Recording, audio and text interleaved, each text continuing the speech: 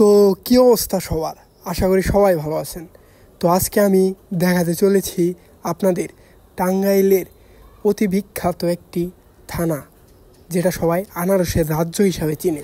আজকে আমি এই ভিডিওতে তুলে ধরব আনারস কেন সকলে পছন্দ করে, সকলের কাছে কেন আনারস এত জনপ্রিয়, এই আনারসের দাম কত এবং এই আনারসটি কোন কোন মাসে বেশি পাওয়া যায়, এই আনারস খেতে আসলে কতটা মিষ্টি, এই সকল কিছু আমি আমার এই ভিডিওর মাধ্যমে তুলে ধরব। তো যারা যারা এই আনারসের বিষয়ে ভালোভাবে জানতে চান, তো তারাই আমার ভিডিওটা ভালোভাবে দেখবেন।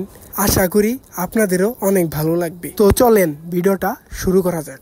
A few moments later. তো হ্যালো গাইস, আশা করি সবাই ভালো আছেন। আমরাও কিন্তু অনেকটাই ভালো আছি। তো আজকে আমরা এসে পড়েছি টাঙ্গাইলের অতি বিখ্যাত একটি থানা, যেটা সবাই আনারসের রাজ্য হিসাবে চিনে। তো আপনারা ইতিমধ্যে জেনে গেছেন যে আমরা কোথায় এসেছি।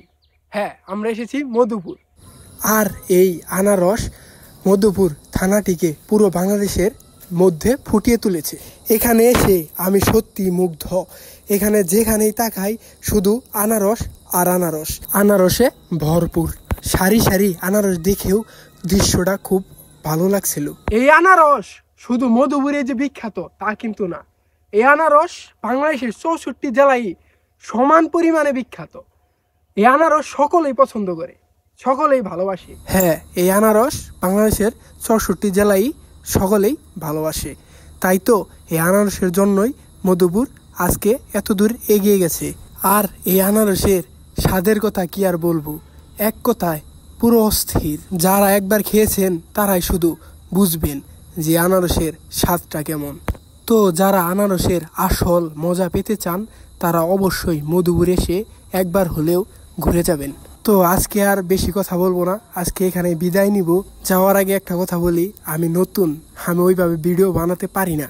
আনারস নিয়ে অনেক কিছু তুলে ধরার চেষ্টা করেছি, সম্পূর্ণভাবে তুলে ধরতে পারি নাই। ভিডিওটা ভালো লাগলে অবশ্যই একটা লাইক এবং কমেন্ট করে জানাবেন। ভালো থাকবেন, সুস্থ থাকবেন। আল্লাহ হাফেজ।